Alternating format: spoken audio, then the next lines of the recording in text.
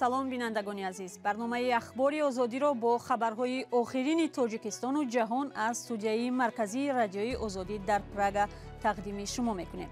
имрӯз 9 август дар барнома ин гузоришҳоро дорем. маросими видо бо Аслиддин Достиев, хабарнигоре ки барои бисёре аз рӯзноманигорони ҷавони минтақаи Кӯлоб намунаи ибрат буд. استعداد و جسارت را برابر داشت و در بعضی حالتها دیگران را به حیرت می‌گذاشت. جسارت او табодули молу коло миёни тоҷикистону қирғизистон коҳиш ёфт, аммо пурра қатъ нашуд. акнун он тариқи кишвари сеюм сурат мегирад. ва дар идома сайре хоҳем дошт ба навободи нообод ё худ маҳаллаи лӯлитаборони Панҷакент. سوید آب تشخیص میکشید. محل ما با آزاد سوید نیست. برای همه حاضر ما با عذاب. اما شروع میکنیم از ختم سال خونیش در مکتب پناهندگان افغانستانی مقیم تاجیکستان.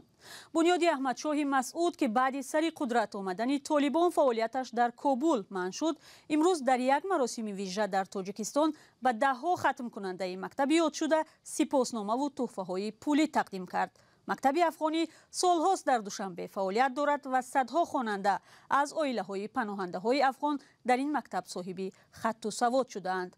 بعد آمدن طالبان مبلغ گذاری این مکتب قطع شد و یک سازمان آمریکایی به مکتب کمکی مالی کرد. گزارش نگاره فضل‌الدین در این باره است. سحر غفوری که یک سال پیش زمانی به قدرت رسیدن طالبان در افغانستان به تاجیکستان پناه آورده بود، امروز در یک مراسم ویژه ختم تحصیل را جشن گرفت.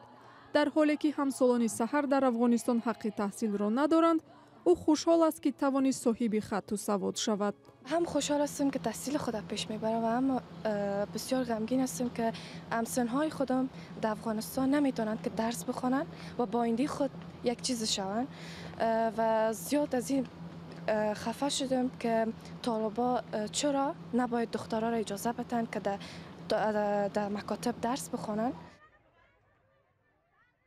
طالبان بعد رسیدن به قدرت حکومت خود را اعلان و کار زنان و تحصیل دختران از صنف 6 بالا را منع کردند. افغانستانیان مقیم تاجیکستان طالبان را برای منع تحصیل دختران تنقید و محکوم می‌کنند. و همواره در تلاش بودیم تا بتوانیم که بنیاد احمدشاه مسعود که برای پشتیبانی از تحصیل جوانان راه اندازی شده است، امسال بار اول در تاجیکستان به سحر و دهها خواننده افغانستانی که صنف 12 را ختم کردند سپاسنامه و تحفه های پولی تقدیم کرد. آنهایی که تلاششان برای ادامه تحصیل قدردانی شد، از این خوشحال بودند. ما هم تصمیم گرفتیم که خیر رشته دلخواه ما باشه بخوانیم. من خودم انجینری دوست می‌دارم. بخوانم در آینده یگان آدم اساسی. بنیاد احمدشاه مسعود 20 سال پیش تأسیس یافته در سراسر جهان فعالیت می‌کند. هدف این بنیاد دستگیری بخش‌های فرهنگ و معارف گفته می‌شود. حالا رهبری این بنیاد را برادر احمدشاه مسعود قهرمان ملی افغانستان بر دوش دارد. قبلا هم اطلاع داشتم از طریق خود شورای رهبری مکتب سامانیان، اما بار اول است که آمدیم و رو در رو امروزیا میایم صحبت می‌کنیم و انشالله که در آینده بتونیم که را ادامه بدیم، با اینا بشینیم صحبتاشون رو گوش کنیم، مشکلاتشون هم ببینیم که چی کرده میتونیم. پناهندگان افغان میگویند از پذیرایی جانب تاجیکستان که برای آنها زمینه زندگیشان را فراهم کرده است منت دارند، زیرا برای فرزندانشان امکان داده شده است که تحصیل کنند. با اطلاع رسمی تاجیکستان 15,000 پناهنده افغانستانی را پذیرفته است. аслиддин достиев хабарнигори шинохтаи тоҷикро субҳи имрӯз дар Кӯлоб ба хок супориданд. рӯзноманигори ҳақиқатҷӯ ки бо нашри мақолаҳои интиқодияш дар матбуот шинохтааст, шоми 8 август дар синни 64-солагӣ дар бемористон даргузашт. аслиддин достиев аз зиндагӣ ва мушкилоти мардум дар Кӯлоб барои нашрияҳо матлаб менавишт. ба гуфтаи дӯстону ҳамкасбон, мақолаҳои ӯ даҳҳо сарнавиштро дигар ва садҳо нафарро дар ин минтақа аз марг наҷот додааст. маҳмудҷон раҳматзода хабарнигори озодӣ мегӯяд, достиев бо вуҷуди беморӣ то рӯзҳои охири зиндагӣ касбашро тарк накард.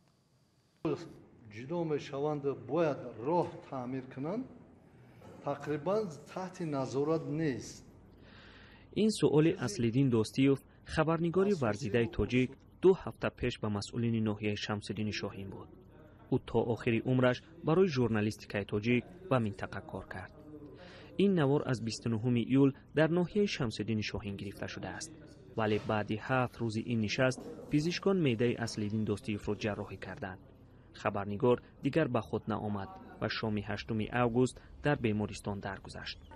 дӯстони Достиев мегӯянд ӯ аз ҷумлаи хабарнигороне буд ки ҳамеша қолабшиканӣ мекард. сардабири ҳафтаномаи Пайк аз мақолаи ӯ водии марг ёд овард. ба гуфтаи ӯ ин мақола маҷбур сохт то масъулин аз пайи ислоҳи он шаванд. як мақолаш расид соли 2003 ҳудуди 20 то 30 ҳазор инсона аз марг наҷот дод. расти як мақола водии марг буд. дар ӯ давра касали сил хуруҷ карда буд. ҳазорҳо нафар мурданд. Аслиддин Достиев то охирин лаҳзаи ҳаёташ яке аз хабарнигорони ростгӯ ва сахтгӯ ба ҳисоб мерафт. ӯ дар гузашта даҳҳо мақола дар бораи пойгоҳи низомии Русия дар Кулоб навиштааст. ҳамкоронаш мегӯянд ки беэҳтиромии масъулини ин пойгоҳ нисбат ба ҳукумати маҳаллию сокинон сару садо барпо карда буд. ба гуфтаи дӯстонаш Аслиддин Достиев дар тарбияи журналистони ҷавон низ саҳм гузоштааст. ба гуфтаи ҳамкоронаш ҳоло мактаби Аслиддин Достиев даҳҳо ҷавонро дар роҳи журналистика муваффақ кардааст. Аслиддин Достиев ин ду чизро, яъне истеъдод ва ҷасоратро баробар дошт ва дар баъзе ҳолатҳо дигаронро ба ҳайрат мегузошт. ҷасорати ӯ, касбияти ӯ дигаронро ба ҳайрат мегузошт. дар симои ӯ журналистони ҷавон хеле ки чандин нафар ин нуқтаро қайд карданд, як ҳимоятгари худро медиданд. дар ҷанозаи Аслиддин Достиев ҳамаи хабарнигорони Тоҷикистон ҷамъ омада буданд. аз шодравон ёд мекарданд. дар ҳамон замоне қалам бар даст гирифтан ки лаҳзаҳои душвортарини ҳам зиндагӣ будани ҳам журналистикаи тоҷик. инҳо бо ҳамон навиштаҳои худ раҳи ҳазорон нафар шогирдоро кушоданд. Аслиддин Достиев то 2 ҳафтаи қабл аз марг барои ҳафтаномаи Пайк мақола менавишт. ӯ дар гузашта дар радиои Садои Хуросон, радиои Имрӯз, нашрияи Рӯзи Нав, Миллат, ССР, оҷонсии Хатлон пресс, Вароруд ва хабаргузории Озодагон кор кардааст. соли 2005 мақолаҳояш ҳамчун беҳтарин намунаи ҷасорати журналистӣ дар китоби ҷасорати журналистӣ ки бо кӯмаки Саҳа таҳия гашт нашр шуданд. ҷанозаи ӯро рӯзи 9 август дар масҷиди маъруфи бо номи Домло Ҳайдар хонданд. Аслиддин Достиев дар қабристони морхонаи шаҳри Кулоб дафн шуд. барномаро бо гузоришҳои дигар идома медиҳем. бо вуҷуди баста будани марз миёни Тоҷикистону Қирғизистон гардиши молу коло байни тарафҳо идома дорад. вале акнун на мустақиман тавассути қаламрави кишварҳо, балки тариқи кишвари сеюм. ин ҳам ба гуфтаи бархе аз коршиносон як сабаби болоравии нархҳо аз ҷумла арзиши сӯзишворӣ дар Тоҷикистон шудааст. тафсилот дар гузориши ҳамкорони мо Барот Юсуфӣ ва Алишер Зарифӣ. пас аз даргирии хунин бо Қирғизистон дар охири апрели соли 2021 ва яктарафа баста шудани марз аз сӯи ин кишвар, табодули молу коло миёни ду ҳамсоя кишвар ба маротиб кам вале пурра қатъ нашудааст. аз ҷумла дар нимсолаи аввали соли ҷорӣ додугирифт миёни ду кишвар наздики 7 миллион долларро ташкил дод ки дар қиёс ба як соли пеш қариб 60% камтар аст. қисми асосии ин воридот аст. 6.3 миллион доллар ин воридот аст. воридоти ҳамин воридот ҳамаш гӯем ки тариқи ҷумҳурии Қазоқистон ва Узбекистон амалӣ шудааст. асосан аз он ҷаҳ ҳамон маҳсулотҳои ангишту дигар мебиёяд. Тоҷикистон бо Қирғизистон 5 гузаргоҳи гумрукӣ дорад ки тӯли беш аз як соли охир баста мондаанд.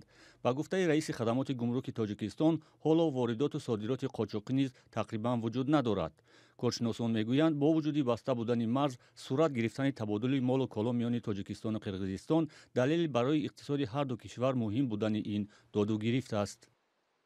аз вақте ки алоқаҳо канда шуданд, нархи сӯзишворӣ дар Тоҷикистон ба маротиб баланд раст. Тоҷикистон метавонад ки ба Қирғизистон ба миқдори хеле зиёд мева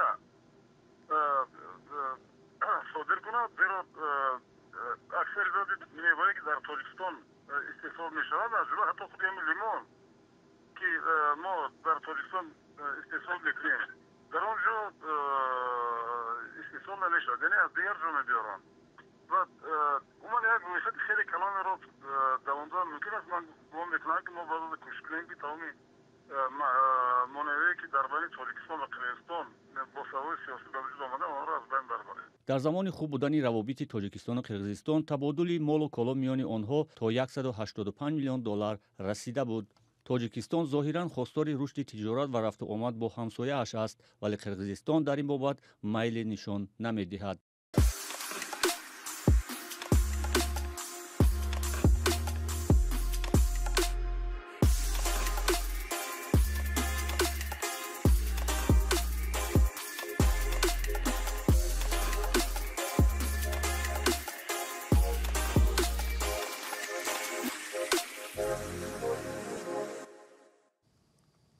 حالا می رویم به دهه لولیتابورون شهر پنجکند که 22 کیلومتر دورتر از مرکز این شهر قرار دارد. روستای نوآباد که در آن اصلا لولی ها زندگی دارند 13 سال پیش بنیاد شده است، اما تا امروز مردم آن از عادی ترین شرایط محرومند.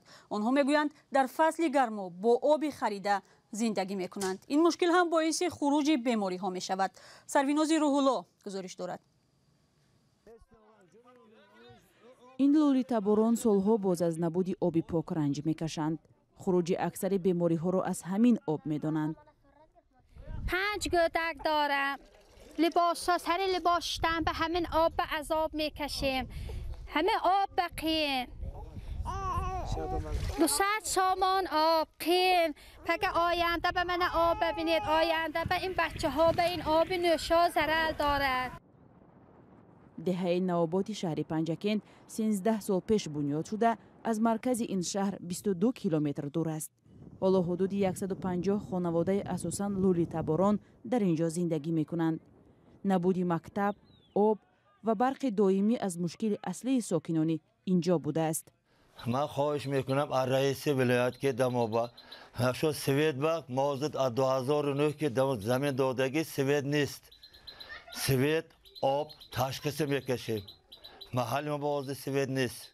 برای همین حاضر ما با عذاب. مشکل دیگری که ساکنان لولیتابور پنجکند را دامنگیر است، این نداشتن شناسنامه و شهادتنامه تولد بوده است. به سنه 14 اکتبر خدمت رفتم. فریب کردن که دکومنتات میتونم من اومدم خدمت جادنامه دارم، یگان جا رفته کار کرد نمیتونم. همینجا میبیام کاپز شرایط خونه ندارم.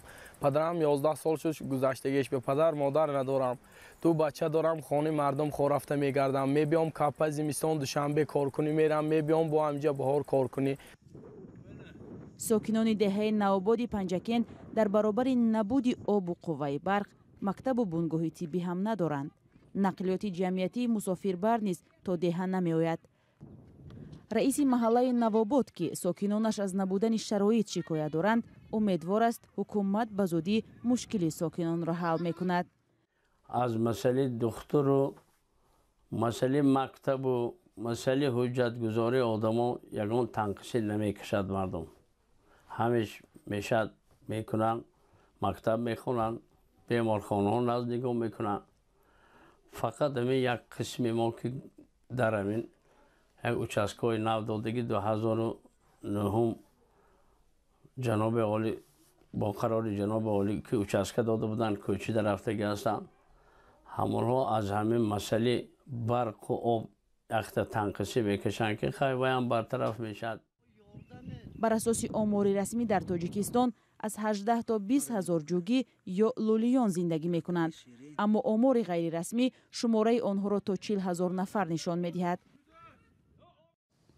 بینندگان عزیز، چند دقیقه که در اختیار داشتیم به آخر رسید. تشکر که ما را همراهی کردید. خبر و گزارش های بیشتر از این را می توانید در وبسایت و صفحه های رادیوی آزادی در شبکه های اجتماعی پیدا کنید. خدا نگهدار.